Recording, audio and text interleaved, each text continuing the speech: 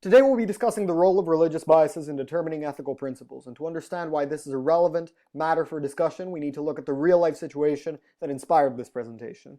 A charity in the United States was willing to provide $300 in exchange for drug-addicted women to sterilize themselves. This was perceived as a corrupt set of transactions by many sectors in society, because even though the women may have been making a voluntary decision in deciding whether they valued their reproductive capacity over the amount of money that they were being offered, the reproductive capacity itself is of a far greater intrinsic value than any type of material gain. This is comparable to the situation of selling children, where we would shun parents for selling their children because we consider children to be superior to any type of material gain.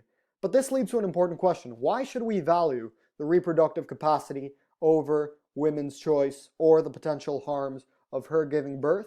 The answer is that there is a religious bias in Christian tradition against sterilization. And this leads to today's knowledge question. How reliable are religious biases in determining ethical principles? Well, firstly, what is a religious bias? We've defined it as any inclination or prejudice surrounding a concept, practice, group, or person derived strictly from religious knowledge systems and not from other areas of knowledge. So the first perspective that we're going to look at today is that of Karen Armstrong, a religion expert who has observed a common pattern in all of the world's major religions, and that is the idea of the golden rule, that we should do unto others as we would have others do unto ourselves. And this is a highly compassionate idea, one that appears to be morally accepted by the vast majority of society, and Karen proposes it as an example of religious biases leading to reliable ethical principles.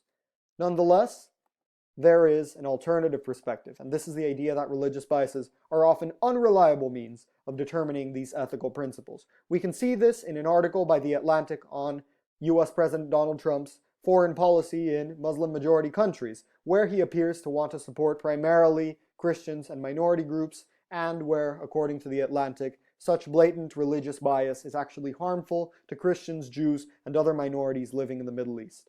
Two important ethical theories, deontology and utilitarianism, would appear to contradict this position. Utilitarianism, because the greatest good is not being delivered to the greatest number possible under this situation, and deontology, because if we are to believe, as most modern day deontologists do, that every human being has a common sense of dignity, then we ought to respect all of their dignities equally and not arbitrarily determine religious groups that ought to weigh more than others.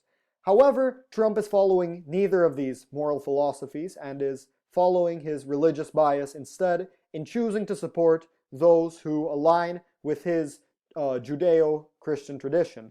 And this is something that would appear to be an unreliable ethical principle, at least according to the standards of these two major ethical theories.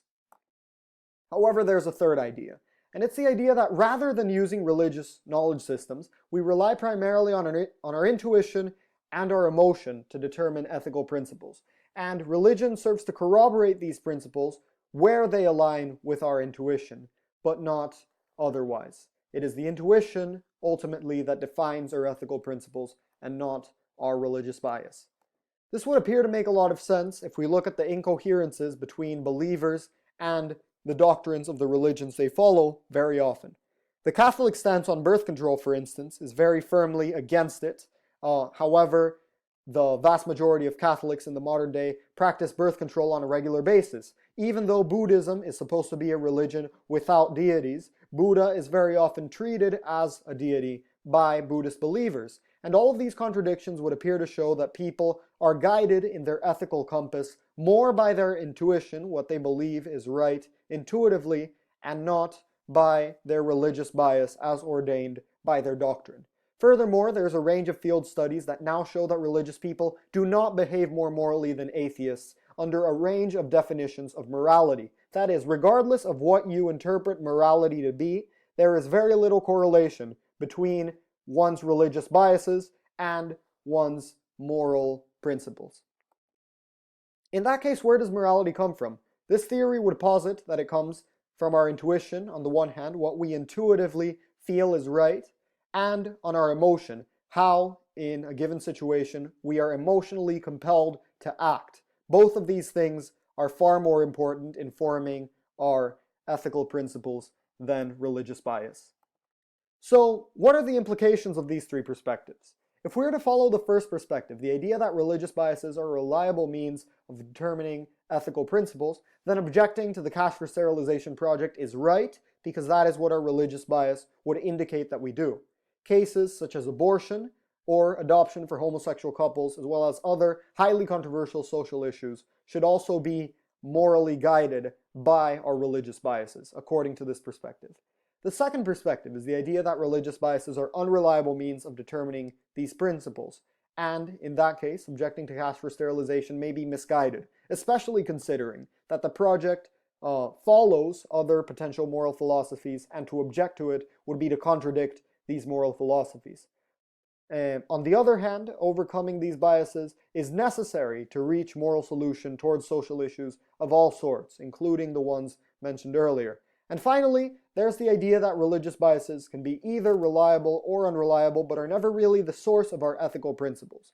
In that case, objecting to cash for sterilization may be right, but never on strictly religious grounds, and instead it is intuitive and emotional reactions that will guide us morally and enable us to create solid ethical principles. These are the sources that we have used for today's presentation. Thanks a lot for watching.